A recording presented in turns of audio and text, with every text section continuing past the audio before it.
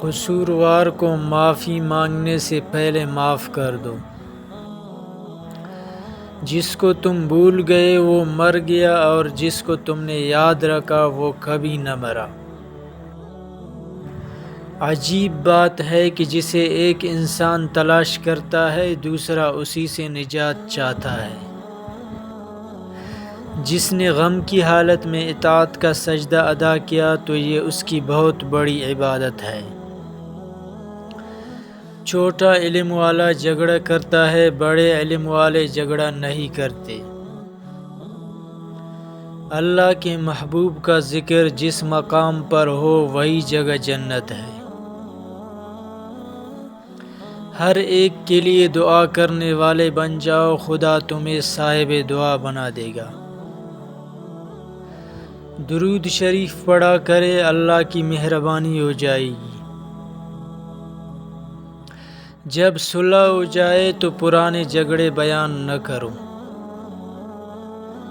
چمگادڑوں کو جلوہ آفتاب کبھی نظر ہی نہیں آیا، اس میں روشنی کا کیا قصور۔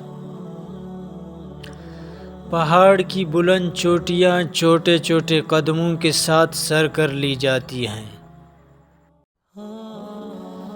جو ذرا جس جگہ ہے وہیں آفتاب ہے۔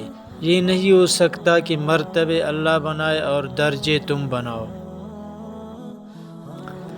ہماری ہڈیوں سے گوشت تو اتر سکتا ہے مگر ہمارے دلوں سے نبی کریم صلی اللہ علیہ وسلم کی محبت نہیں۔ ہر مرض کا علاج ہوتا ہے لیکن ایک مرض کا علاج نہیں ہوتا، وہ غفلت ہے۔ اگر ظرف نہ ہو تو عطا انسان کو مغرور بنا دیتی ہے۔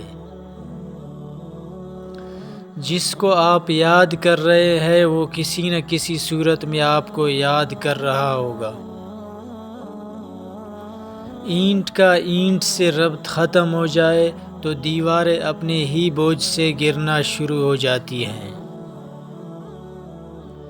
جو دل کے ساتھ چلتے ہیں انہیں کائنات میں صرف دل بھر ہی نظر آتے ہیں۔ بے مقصد زندگی چاہے کتنی ہی طویل کیوں نہ ہو، موت سے بدتر ہے۔ ڈر اس کو ہوتا ہے جو اپنے لیے جیتا ہو، جو کسی مقصد کے لیے زندہ ہو اسے کوئی ڈر نہیں۔ جس سفر کا انجام کامیابی کو ہی ہے اس سارے سفر کو کامیابی کہنا چاہیے۔ خاموشی دانا کا زیور اور احمق کا بھرم ہے۔ مجبور ہونا کوئی بری بات نہیں، اور سچ پوچھو تو مجبور ہونا کوئی اچھی بات بھی نہیں۔ اگر شک بھی ہو جائے کہ یہ شخص اللہ تعالیٰ کے قریب ہے تو اس کے قریب ہو جاؤ۔ سب سے بدقسمت وہ بوڑھا ہے جس کو بڑھاپے میں گناہوں کی تمنا ہو۔ جس انسان کی آنکھ میں آنسو ہے وہ انسان اللہ سے بچ نہیں سکتا۔ انسان کا اللہ سے قریب ترین رشتہ آنسوؤں کا ہے۔ ناجائز کاموں سے بنے ہوئے محلات پر لکھ دینا کہ یہ اللہ کے فضل سے بنا ہے ایک ظلم ہے۔ بے بس انسان کا سجدہ ہی بے بسی کا علاج ہے۔ جب آپ کا دل بغیر کسی وجہ کے اداس رہنے لگے تو سمجھ لے کہ آپ کی روح اللہ کا ذکر مانگ رہی ہے۔ اتنا تو معلوم ہے کہ ہم جلدی ہے، ہمیں کس بات کی جلدی ہے یہ معلوم نہیں۔ اولاد کو زمانے جدید کے مطابق تعلیم دو تاکہ رزق کما سکے، اور دین کا علم دو تاکہ وہ برباد نہ ہو جائے۔ ہم آرام کی آرزو میں بے آرام ہو رہے ہیں۔ غلط ارادے کی کامیابی گناہ ہے اور صحیح ارادے کی ناکامی بھی ثواب ہے۔ اپنے ارادے کی اصلاح کرو۔